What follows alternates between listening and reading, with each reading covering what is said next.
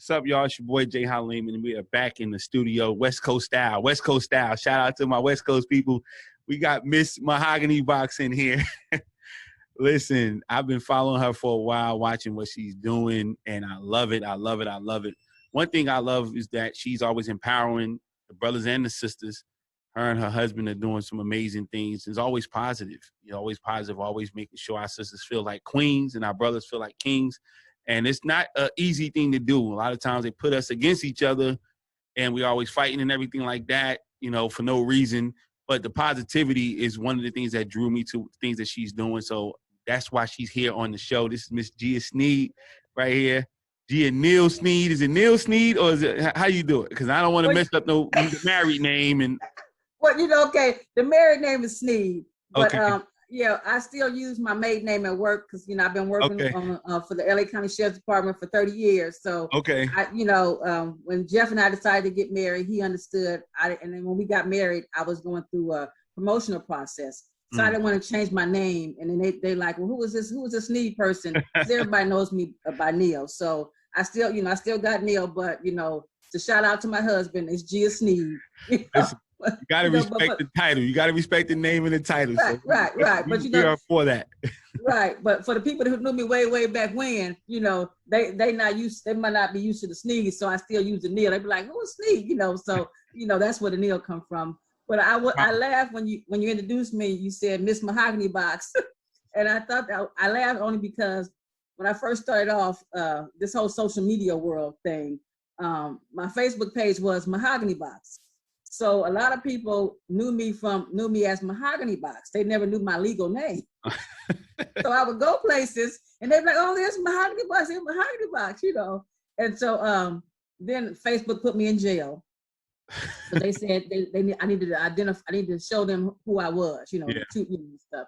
So I had to use my legal name. That's why now it's Gia Neil. So I just thought that was, you know, was cute that you called me, you know, Miss Mahogany Box. So I am known as Miss Mahogany Box too. So I love the name. And it's dope and it fits. The product fits, you know what I'm saying? It fits you, your style, everything like that, you know? So it's just perfect. A lot of times people, that's one of the hardest things when people starting a business. What's the name? Does the name fit? You know, that fit me. It's you and you walk in it. And, you know, teaching business, you got to tell people you got to have something that you're extremely comfortable in because, like I said, they're going to identify you as that. You're going to, you know, that's going to lead before you a lot of times. And when they get a chance to meet Miss Mahogany Box, they see that they're not disappointed. They're like, okay, I see why you call her that. And I'm glad you brought that up because even when I started deciding I was going to take my creative journey and my creative gifts and market them and sell them, I was trying to think, okay, what kind of name I'm gonna come up with. And you know, most people because I started off really I'm a painter. I'm a painter. I'm an artist. I'm an artist of all genres. And but the jewelry was what made me create the Mahogany Box. And it was like, at first I was going to do, you know, I started thinking about, you know, like most people, they'll do their name, you know, Gia Designs or Gia Jewelry or Gia Nicole and stuff like that. So Jeff and I we really chopped it up about the whole business name and stuff. And he was like, you know, we come up with a name that, you know, that can not just about your jewelry because you're more than your jewelry. You do more than just jewelry and stuff. So we started thinking, and I started thinking more and more. And I like the color brown. So I was like, okay. So my mind was all on the brown, you know, brown. And I started thinking, I was like, you know, when you get stuff, you get it in the box. You know, most people get jewelry or you get a present, you get a gift, something fabulous, it comes in the box, right? So that's kind of how I came up. And I was like, you know, another name for for brown, I was like, mahogany. Yeah. So then we were like the Mahogany Box. So that's kind of how the name came. But I appreciate you saying that it's me. No, it fits. I love it. You know, I love it. It makes perfect sense. Now, one thing I don't want to gloss over because we do try to educate people about business on this show, but you 30 years in the LA County Sheriff's Department? Yes, LA County Sheriff's Department. I mean, you saw some things. Yes. You saw some things. I've seen a lot of things. Yeah, I mean, you know, like historical things that, you know, and I just want to commend you in public, you know, maybe, I don't know if you're getting those flowers in private, but in public, I want to commend you because 30 years ago, we were talking about Rodney King So you're probably brand new. Yep. When this type of stuff is going on. Then brand spanking new. Then OJ. Yeah. You see what I'm saying? Like you Yeah. got so much stuff going on through the years of you being there, you know, and so that means just looking at you is just the staying power. Exactly. Yeah. There's a level of staying power there. So speak to that. You know, all the things. I'm not gonna get into all of the rhetoric that's going on now and all that other stuff because that's not what this is about. But this is about you and just being able to. You came in on that. Yeah, you know, it's funny. I don't know if you saw my post when I got my 30-year service pin in the mail. And I'm the type of person I don't for years I don't tell people what I do because for one, a lot of people don't like the police. So you know, and then for two, when I'm off duty, I try to really be off duty. I try to be as much as a civilian as I can. So I don't want a lot of questions and this, and I don't want people to feel uncomfortable around me if they know that, you know, oh, she's a cop and stuff like that. So for years, I wouldn't talk about, you know, what I did for a living. But when I got this pen, it was, you know, and it's like 30 years, I was like, you know, wow, Gia, this is, you know, you've been doing this job for a long time, and 30 years in one place is that says something. But you're right, I've seen a lot. When I came in, when I decided to become a you know, deputy, you know, there was no Rodney King then. It was just me saying I didn't want to do the profession that I thought I wanted to do all, you know, growing up, you know. And it was like, okay, you know, I'm going to try this, you know, I'm going to do this. You know, I want to do this. And I was Rodney King happened in 91. I had just got out of the academy in 91 when Rodney King jumped off. And so I was, you know, I was a little girl, you know, a little young, I'm not going to say girl, a little young woman, you know, working in the jails, and I was working in the men's jail. I was working in what they call a supermax. Wow. So the heavy hitters was where I was at, you know, stuff. So, you know, so seeing the Rodney King and even OJ, you know, and even when OJ happened, I was working at the courts when OJ happened. Wow. So it's just, you know, and all the other things. But, you know, I will say, despite what's going on right now in the profession is, it is a good profession. I have enjoyed my 30 years. I've seen a lot. I've had some ups and some downs, you know, some struggles, some, you know, had to fight for positions, for jobs and all that kind of stuff. But, you know, here I am still, you know, the grace of God, I'm still alive. I'm still in, I ain't gonna say the best of health, but I'm in good health, you know, you know, considering, you know, our job and our life expectancy is not very long, especially if you're doing it as long as I've been doing it. So I'm praying to God that, you know, I'm here another 30 plus years, yes, God willing, you know, and stuff. But, you know, it's, what, you know, when people ask me about my job, it's funny because I don't talk about it much. So it's kind of hard for me to really get into it because to me, it's just, you know, I'm just doing the job. I don't really, you know, give it much thought. But then when things started happening, you know, sometimes I reflect like, wow, you know, Gia, you know, what you doing, and even your friends, because I have friends on the department, you know, I've known for 30 years and stuff, you know, what we've done. A lot of them have been women, you know, and stuff. Mm-hmm. And for women to be in this profession, you know, and like with the longevity, that says something. So I want to thank you for acknowledging me, because you know, right, we don't sometime in this profession get our flowers, and they see all the bad and they don't see the good that happens. And I just I want people when they see me to see that, you know, I'm human. Yeah, I might wear a uniform and I might not have a job to do, but I'm just like, you know, the girl next door. I'm just like your sister, your mama, your cousin, your auntie. You know, I feel the same things y'all feel. You know, I have feelings, you know, things hurt me. And I don't take the job, I don't take it personal. It's a job, it's business. So I tell people, you know, even I tell my staff, when I got to get on you, it's business. It ain't nothing personal. And after we deal with the business, we go on about our business, and, you know, we finna do whatever we got to do, you know? Yeah. So, yeah. It's important to me to acknowledge that, like I said, the longevity, but you're a sister. And a lot of times people don't want to talk to people like you, because people like you are the ones who have the answers, because you got there. You made it over the hump, you know? So, and you made it over the hump. You've seen a lot.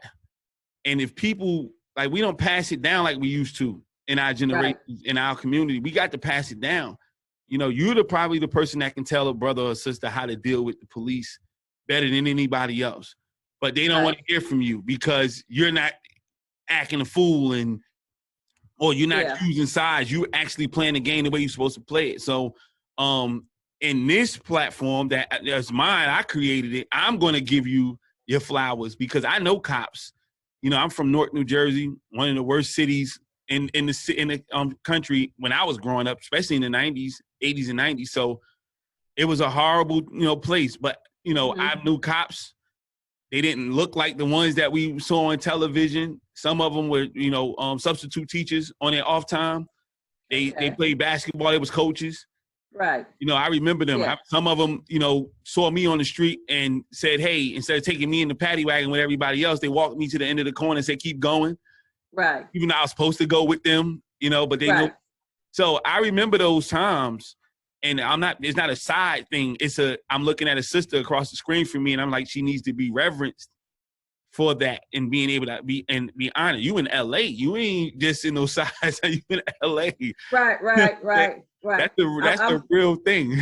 Yeah, I'm one of the largest police departments out there, and stuff. And I've worked in the hood, as they say, I didn't because LA County, we have a lot of area and stuff. Mm-hmm. But you graduate the academy, you go to the jail, you do your time in the jail, then you go out what we call patrol. And we had about 20 something stations to choose, stuff. So, and you got those that's in the nice area and you got those that's in the bad area. Mm-hmm. But I wouldn't work in my community. I worked in my, in my hood, so to speak. I love it. So, so I've seen a lot. So sometimes it does hurt when when you see all this stuff going on and people talking, is it all right for me to cuss on the show? Yep. When you see people talking shit and all this, stuff, and sometimes I chuckle because they're talking shit. And they don't know that I'm who they're talking about. Exactly. And I used to, like Jeff and I, we talk. I think when I got with Jeff, I tried to talk more about my job being with him because he was a civilian. He did, most people ask me when they say you're married, oh, are you married to a law enforcement guy? And I always tell people my little running joke is, no, I'm married to a regular guy. So I call him, he's my regular guy. But, so I started to open up and talk to him about, things that, on the job and things I've seen and what's it like. And I always tell people, like when stuff happens, people will call you, people who know that I'm a law enforcement officer. They want to call and maybe ask a question or want to, talk about certain things. And I always try to tell people, what you guys see on the media, you're not seeing the whole picture. Mm-hmm. You're not seeing you only see when the camera turns on. You don't see what happened to 20, 30 seconds or 40 seconds or sometimes a minute or 2 minutes before the camera turned on. So we're not going to get into, that kind of stuff. Yeah. But, until you walk into a person's shoes, and like you said, I've seen a lot. So when people sit up here, when I hear people saying certain things, sometimes I say, until you put the uniform on and walk in my shoes, you don't know what I dealt with. And probably the worst people out there were being my own people towards me when I was at work. And, and that's kind of, that's hard sometimes to swallow, and like you say, to still put on this uniform and still go out here and do the job and try to do it with professional, that's the have professionalism and stuff. It's just like, come on, people, I know there's it's bad in every profession. It's but, right. You're right. But the ones that out there is trying to be good and like you're trying to get, Johnny and Bobby and Rick off, from going in the wrong direction, give them their props and stuff. You have to. There are some good officers out there. Like you said, I don't get a lot of people passes. Some of these kids could be somewhere else and some of these adults could be somewhere else, stuff. Because that's the thing, we had the spirit of the law and letter of the law. And a lot of times we operate in the spirit of the law. We not always, doing what we could do, and stuff like that. But people forget that part. So. Yeah, I want to make sure that we are, giving the flowers and doing what we're supposed to be doing. Again, one of the things that hurt me, look, I've dreamed about living in LA because when, if you grew up in the 80s, all you saw was TV. Everything was shot in California. Right. Whether San Francisco, LA, somewhere, San Diego, something. Yeah. And so that's all I dreamed about. I didn't have a great, upbringing. I mean, it was great enough, but that was my dream. I had imagination. And so just being out there, just a few weeks ago, I talked to you about that. on Melrose hanging, and then just to see that a young man just got killed on Melrose. You probably heard about that, and that broke my heart because my thing is I was like, if that was a cop that killed that young boy, Melrose would have been loaded. Right. And I'm saying like, we need to load up Melrose because that young boy was shot. And it was 10 of them boys right there on that young boy. Like, right, they could have jumped him. Right. I ain't gonna do that. And they just walked up and shot him in broad daylight. Yeah. And I'm like, you got to hold everybody accountable. Don't just try to hold the cops accountable, hold everybody accountable. So for me, I don't care what nobody else doing their platform. My platform, I'm gonna call it the way I see it. And that was just so heartbreaking to see. I'm like, this is, Melrose was always, they got TV shows in Melrose. Right. Like, this is what they doing. Like, it's kind of crazy. So to think of the cops that had to pull up and, deal with that. Yeah. That was just a whole nother thing. And then it's like, oh, where was you? Like, where were you guys? Like, where were everybody to say, hey, this ain't cool to shoot this boy because it's 10 of y'all and just one of him and he's not armed. It's nuts. So this not what this whole thing is about. At the same time, for me, I definitely wanted to go ahead and salute you because I did see the 30-year pin and everything. I'm like, that's a major situation. So we wanted to do that. But pivoting. Before we go, I want to salute you too, because when you came on our podcast and you was dropping all the nuggets and stuff about you, I've been following you for a while, and I'm supporting you. I'm supporting the whole family. I love what y'all doing. I love what you're doing. And that whole I won't starve thing, that resonates in a whole lot of ways, and I appreciate all what you're doing. I appreciate this platform to be able to come on here. At first, when I got the call from your assistant telling me you want me to come on the show, I was like, what, me? Who, me? I'm like, you sure Jay want me on the show? No, definitely. Like, I see you hustling. Y'all listen. And then I'm looking at Jeff with the pictures and stuff like that. I said, I need me a photo shoot when I come out there. Even though I'm a photographer, I work commercially. I work with Nike. I work with major brands. I'm like, look, I'm a support. I said, so if y'all doing it, I want to do it. Let me go ahead and support my people. And that's the way we do it by, walking in that path, walking in. Let's not talk about it, just walking. So I said, hey, I'm gonna be out that way. How can we work that out? And exactly, and that's what I'm about, Jay. And that's what I know that you're about that, and that's probably why I'm drawn to you. I'm like, whatever you're doing, I want to be about it. But that's just me because we as a people, we haven't gotten it, and we need to get it. We need to support one another, and if the more we support one another, the better we all are going to be. And that's all I've been. That's all I've been trying to tell. My little circle of people around me. Hey, support each other and stuff. And that's what I do. I try to support. If I know somebody's doing something, I'm like, hey, I'm with it. And it might not even be something that I even like or even need or want, but it's like that person's doing it. So I'm gonna be about that person. And there's so many of us out there that are not like that. But it's like they haven't gotten it yet. But I'm gonna keep preaching it, and I know you're gonna keep preaching it. So hopefully, you preaching it, and me preaching it, and some other people preaching it, we're gonna eventually, get on board. But we're birthing individuals, though, so I'm not worried about the people who are lost. I'm worried about the people who we're birthing because people are paying attention to what you're doing and learning.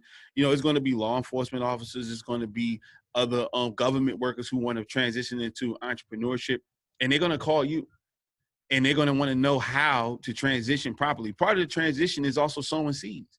You choose who pop-up you want to do. That means you're putting money in their pocket to go participate in that pop-up. You could have went to, it's not just Black people doing pop-ups, Right. A Beverly Hills pop-up. If you got the money for it, you could have did that. I see Crenshaw, I see stuff like, so you're choosing to do what you do. And people are going to follow suit. I teach entrepreneurship. So the people who see me doing this, they're going to do the same exact thing that I'm doing. And so I'm worried about them. And if we can walk it and continue to walk it long enough and we keep birthing more individuals, it'll grow exponentially. So I'm not really worried about the people who are lost. Frederick Douglass always said, it's better to build strong children than to repair broken men. Sometimes you can be a child in entrepreneurship. You could be a child in giving, even though no matter how old you are. So I just started. I've always been willing to give my life before I understood about giving money. But I ran into bigger entrepreneurs that said, you're missing something. You're not giving enough. You're not supporting enough people. And I said, you know what? You're right. And I took a chance at that. And my business have grown because I started supporting other people. Exactly. So you got to be willing to be teachable, willing to learn, and willing to, you know, go out there and do what you need to do and be mentored. So I see you guys doing those things. And again, you said you don't know why you're here. This is why you're here. I see the hustle. I see what's going on all the time. I'm seeing it you know, you're there. I'm seeing the material. I'm seeing the hats, the you know, the clothes, everything like that. So I'm like, okay, she rocking out. Right. You know, I'm just, you know, a lot of it, I got into, I think some things I do is really to keep my peace of mind. You know, that's kind of how some things start. It's like, you know, because when you know what to say, when you're alone and you ain't got nothing going on, you start thinking, you think too long, you think wrong, right? You know, or you wind up getting into some trouble and stuff. So I think me being creative helps keep my brain moving in the right direction. That's good. That's a great thing. Yeah. I mean, look, we're African Americans, and a lot of us don't believe in therapy. And so our art becomes our therapy. Yes. And so when I turned 40 and I'm in Vegas and I'm taking pictures at 5 o'clock in the morning in Red Rock Canyon and I almost fall down a mountain. Oh no. Okay. People don't realize what you do for your peace of mind. But right. That was so peaceful for me. And of course I came out with some amazing images, but that's what I do. So whenever I'm traveling, I'm someplace, they're like, "What you on vacation? What you doing up at 5 o'clock in the morning?" That's my peace. Y'all, no aggravation, none of that. I get a chance to get it out, and I get a chance to be happy, something for myself. So our art has been our therapy for years because we didn't want to go and pay $200 an hour to sit on nobody's couch. I think it's cool to do. Yeah. That wasn't, you know, you could have had an uncle that was, you know, going through some change. And, you know, Uncle so-and-so throw it off. He in the back room. Exactly. Exactly. We all got an uncle or auntie that was in the back room. Right. It's like, you know. So. Yeah, instead of getting some help. So, you know, we still new to this. And we have to normalize these things. We have to talk about it, you know, and this is what these platforms are about. So to see you, again, in your profession, you can tell me, certain people, it's kind of taboo to have another business. Right. You understand what I'm saying? Yeah. So, you know, government workers and things like that, they got to be under the radar and saying they got under the radar. You're right. You're right. You know, so all of this is a big deal. So people need to be educated about that. That's why you're here. Well, yeah, you're right, because I've been doing this for a while, but a lot of people at my job don't know I do this because, like you said, you got to try to stay under the radar, you know, and things like that and stuff. But now that, you know, I done hit this 30 year and, you know, I was, you know how you be back and forth, I'm, you know, by retiring and stuff. But when I got that pen, I was like, you know what, Gia, I think it's time, you know, 30, you know, I wasn't thinking it was 30 years and it snuck up on me. And I'm like, you know what, it's time to go and do something else, you know. So I'm ready now. I'm ready to, you know, to put the boots up, you know, put the uniform up and, you know, and go on and do some other things and work with, you know, people and be about my community. That's what I'm about. And I'm about helping. I want to empower I want to empower people that look like me. Yeah. Yeah. You know, and that's the thing. And I was talking to a younger cousin because she just launched a line with Sheen on Monday. She's on our podcast. So I'm so excited for her. And, you know, she was like, Gia, you know, you've always, you know, been there for me. You always talk to me and stuff like that. And I told her, I said, because that's what I'm supposed to do. I said, you know, and I said, I think I do it really more because I didn't have anyone when I was young to pour into me, you know, and to give me some nuggets and stuff like that. Everything I've done, I've gotten, you know, through trial and error on my own. So now that I you know, I'm not saying I'm the best out there, but I try to pass on, you know, what my hurdles and my obstacles and even my, you know, my wins, you know, to other people. And that's what it's about, because that helps us grow. Definitely. And it also makes sure that people don't go through the pitfalls that you went through. You know, we got to think longer, you know, than ourselves. I was talking to somebody about business, and I said, I found out that Toyota had a 100-year business plan. So somebody who made that business plan is not going to be here. But if they was being selfish, they wouldn't have did that. They would have just made 5 years, 10 years, 20 years.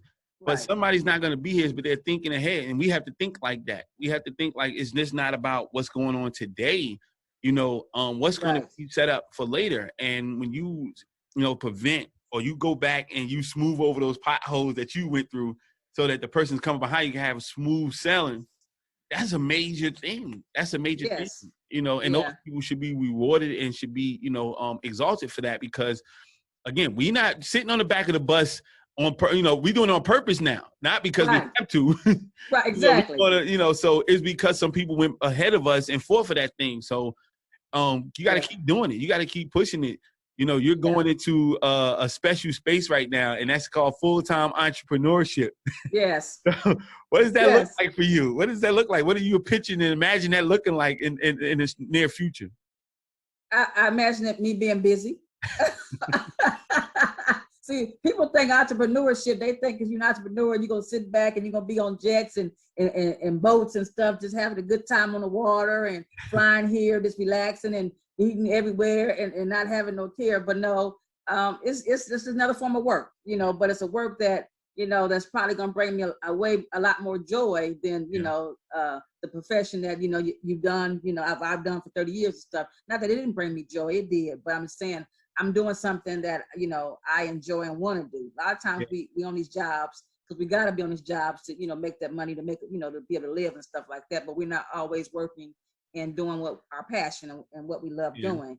And so my entrepreneurial will be, I'm going to be doing, you know, things that I enjoy doing, what brings me passion. And I like learning new things. So even though, you know, I'm the Mahogany Box, this, you know, this creative person who does, you know, jewelry, apparel, you know, all things like that.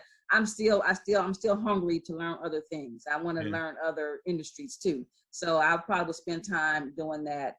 Like I like pictures, and I hear you're a photographer, so I might be hitting you up. Hey Jay, can you give me some We're gonna be pointers? doing the same. We're gonna be doing the same thing. Yeah, I want to get behind the camera, you know, that kind of thing and Hey, stuff. You know, Jeff is the whole model out here.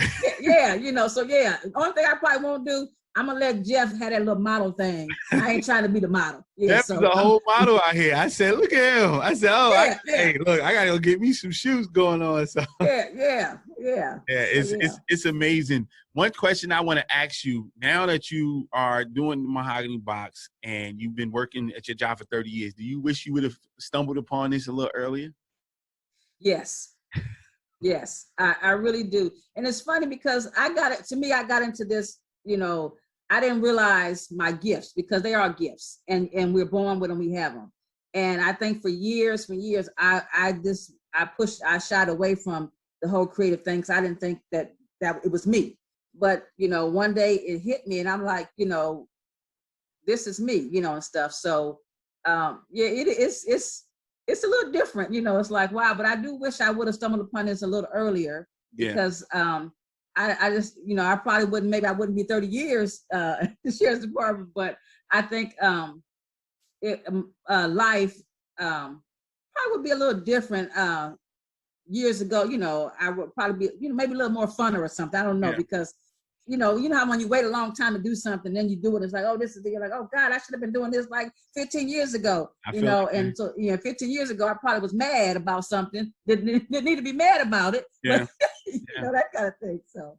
I get it. I felt that way about photography. You know, I said, I wish I'd have picked up a camera when I was in college. Yeah. I said, I'd be a millionaire now and this is my follow-up question, because I went through a lot in the process before I picked up a camera. And again, you working, and we might forsake that at one point, but I believe, and this is just me speaking this over you, that once you retire, this thing gonna go through so smooth for you. And I feel like photography went through so smooth for me because I was a businessman first before I was an artist. And so I remember picking up the camera, you know, and saying, okay, this is what I'm gonna do. I'm gonna take these pictures. And then I leapfrogged so many photographers in my community because of the business that I went through first. Okay. And you having a career and seeing things, and then also it creates a level of stability as well that other people in doing what you're doing is not, you know, going to have. And so you'll be able to say, you know what, let me go ahead and take off and just run with it. So do you feel like that? You feel like you're going to be in that position? Yeah, I do. But I also feel as though I think everything happens when it's supposed to happen, even though sometimes we get down on ourselves. And I'll say this, and I'm saying this because when I was going through the process with my job, the promotional process, you know how, you say, oh God, I should have been promoted a long time ago. I should have been that and things like that.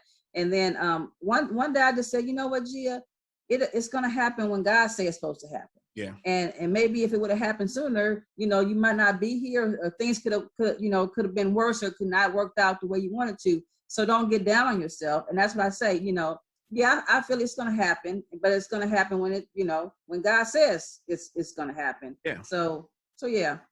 It's one of those things. Like I said, I was saying the same thing. I was like, man, if I did this when I was in college, I'd be this. But I just remember, you know, feeling like I knew nothing. And then in a matter of a couple years, I'm leapfrogging other individuals because my business sense kicked in. And this is somebody who had other businesses before. And so I'm like, okay, let me stop chasing this like an artist and let me run a business. Mm-hmm. And then it put me at the Super Bowl last year. And it put me, you know, with Nike, and put me with, you know, Save the Children Foundation, and, you know, things I've seen on TV when I was a kid. And it's just like, oh, wow. And then other people, how did you get that? I'm like, well, you was taking pictures way before I was. But it was the business side kicked in. Yeah. And so I was like, you know what? I wouldn't have been able to do that. And I probably would have put it down in college, you know. Yeah, right. Been pissed off and just like, no, I ain't doing this no more. But I needed it because I know I needed to feed my family. I knew I needed to take it seriously. So like you said, it come at the time that it's supposed to. So I definitely appreciate that.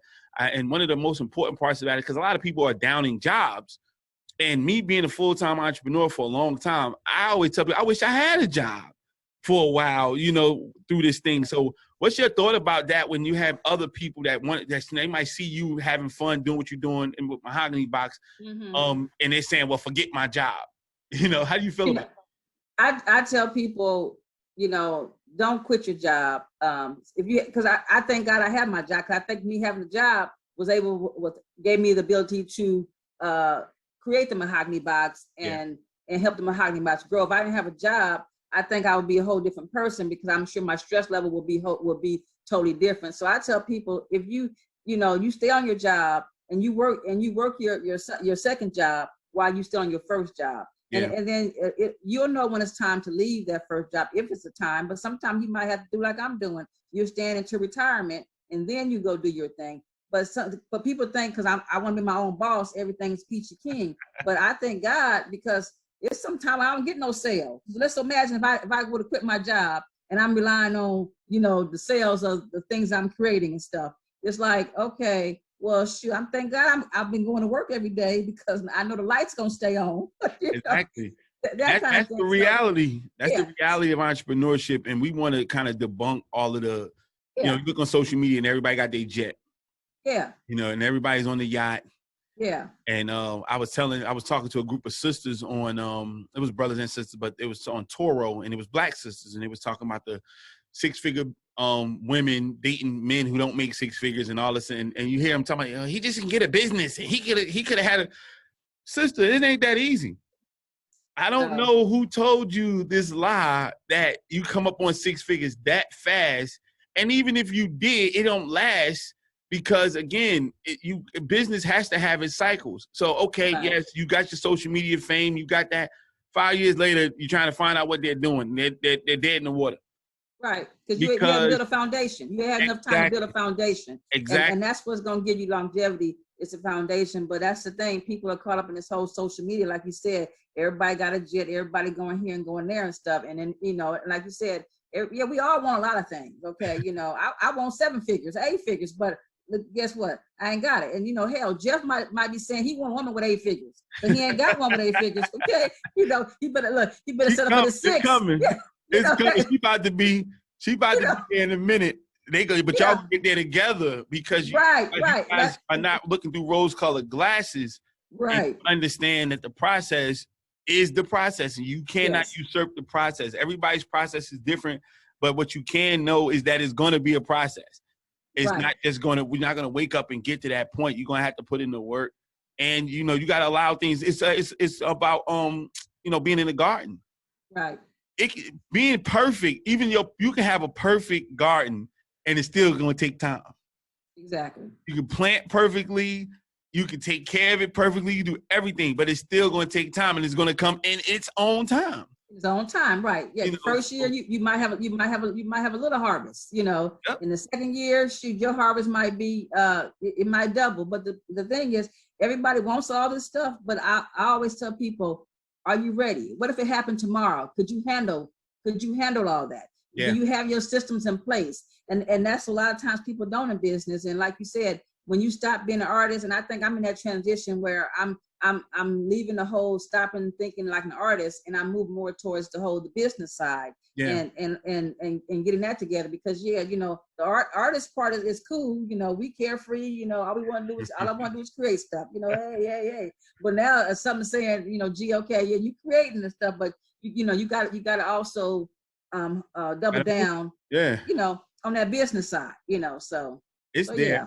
It's there. Mm-hmm. You got an amazing product. I see it, and you got the work ethic, because again, that's another thing you learn in the job as well. And I tell kids, I'm saying, even in school is your first job, and just knowing that you're going to show up to school on time, show up to your class on time, do the work that's there for you. Because you don't be a crappy employee and think you're going to be a great boss. That's not how that works. Exactly. You're learning skills. When we talk about entrepreneurship, it's just teaching people to have that entrepreneurial mindset, even on a job. You might not be an entrepreneur, you might be an entrepreneur, but you still understand, because if you show up late as an entrepreneur, you don't have no work, but you can show up late at least a couple times at work and you still got a job. Right. So you might need to practice coming on time at the job. So you don't really never make that mistake when you're working for yourself, or or literally working for millions of other people if you're lucky in your business. So it's just one of those things. And then in having the skill set that you have from working, and and being an officer, that's rigorous. You got to be on point. You got to be detail oriented. You making reports. You doing all these things. So translating that into a business is going to be real easy for you. But speak about that, because a lot of people just can't translate and speak the language. Well, it's funny. I'm listening to you talk, and Jay, you need to do workshops and everything, because what people do, don't discount your job, because your job is teaching you things for entrepreneurship, and you don't realize that. And sometimes you might have to go to the workshop to hear it that way. But that's what it's about. My job has taught me, gave me the skills, to springboard into this entrepreneurship. Like you said, going to work being on work every day on time, meeting the deadlines. As an entrepreneur, you have those same things. When you got a job to do, you got to meet the deadline. When things don't go right, you got to know how to pivot. You got to know how to think on your feet and get the job done. You got to be able to have resources, know where to go for something, and you learn all those things on your job. Yeah. So don't kick jobs to the rock. I just say kick rocks, as young people say kick rocks. Don't kick the job to the rocks and stuff, because the job is teaching you. You don't realize it, but it's teaching you. Yeah. And so if you got a job and you want to have it, and you want to be an entrepreneur, I say do both. You can do both. And stop worrying about what the person next door is doing, or the person across the street is doing, and the person you see on social media is doing, and how fast they got it. Because what you don't know how long they have been in the game before they got to where they are, what you see. So I tell people, I had a younger cousin. She came, we about 20 years difference and stuff. And she had made a comment some years ago, because I was living in Corona. I had a 4-bedroom house.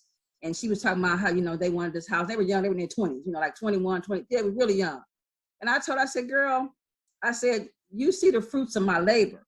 I said, I've been on a job for a long time. I said, you didn't see the struggle. You didn't see me, struggling in college. You didn't see, me struggling before. You just see this now. I said, so it took me a while to get to this, so don't look at this and say, oh, I want this right now. Yeah, some people can get it just like that, but you didn't see all my labor to get to this point. That's what people forget. There are a lot of people that you see that are successful. They were struggling years and years and years before you even knew who they were.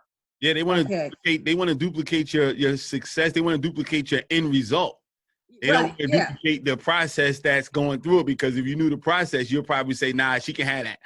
Right. It's just, I tell, I think people should just, do what's best for them. Yeah. Don't rush the process, because it is a process. Let the process work itself. Yeah. And just, just be an avid learner, always be a student. I'm always a student, even though you know, I'm forever learning. I want to learn. I'm gonna learn from you, Jay. I'm gonna keep learning from you. You know, look, I'm gonna learn from your little daughter with her books. You know, because I'm shouting them out, and I'm gonna get a couple for my goddaughter because she little. So I'm like, you know, so I learn from everybody. I tell people just because you know I might be older to them or whatever, I still learn from young people. Yeah. And I learn from old people. So I'm always I want to learn. I try to learn as much as I can. I don't want to stop learning. Yeah, that's the most important thing. You know, always be forever learning. You know, and this is what this platform is about. When I started this platform 5 years ago, it was to bring awareness to entrepreneurs because nobody where I am anyway, geographically, was thinking about that. And I actually live in what we call a vacuum because we bring everything in and not letting anything out. And so I'm not from here originally. I'm a transplant. So I knew that media made sense when you let people in other places know what you're doing. We were just blessed to be able to grow back to start dealing with people in all other places. But I found that it's the same thing. Enough entrepreneurs aren't being, you know, focused on or being educated, because if you're not the major person that's made $500 million or you got 500,000 people on social media, they don't want to interview you or give you that platform. Right. And my thing is like, I don't want to focus on it. I never wanted, my whole niche with entrepreneurship is the beginner entrepreneur. Even in my platform, I won't start, because that's where we're being lied to. Right. That's where we're not getting the right information, or that's when I liken to it as the parents who tell kids that keep telling kids, "I'll wait to tell you when you're grown. I'll wait to tell you when you're grown." And then when they're 18 years old and they go off to college, and then they're still making mistakes, and you're like, "Well, you should do better than that." No, you wanted to wait till I was grown, right? And tell me, instead of giving me the knowledge and wisdom now, so that when I get out there, I can make the right decisions, or be there with me so I don't make a mistake. And that's the difference. The same thing with entrepreneurship. I see new entrepreneurs, they come and say, "Well, we'll talk to you when you get $5,000 in the bank account, or $10,000 or $50,000. You know, I was talking to someone yesterday and I said, "Listen, they was talking about HR." And she said that yeah, when they get to a certain point, it's the time. I said, "Well, you got to talk to them before they get to that point." Right. They already in their mind thinking about growing business, because what they call entrepreneurship now is not really that. It's called it's intentional self-employment. And they're not really entrepreneurs. A gentleman was just doing a talk and saying it's like having many millions of businesses, but it's black businesses, but it's like less than 10% have multiple employees. Right. That's entrepreneurship. If you just want to work for yourself, then that's fine. Please, by all means, get your money, but you're not moving the needle if you're not employing people, if you're not putting people in position where you can help other families. And, you know, so we have to actually tell them what entrepreneurship is in the beginning, tell them what it's really going to cost them, not just financially, but time-wise, you know, sacrifices, things of that nature. And then usher them in so they don't go through the same pitfalls we did, so they can go higher. I never make it to a certain level, but if my students do, exactly, I did. You know, I'm a certified coach for a reason. Michael Jordan's coaches were never better than him at what he did, but they're still revered because they were the ones that was strong enough to pull that out of him.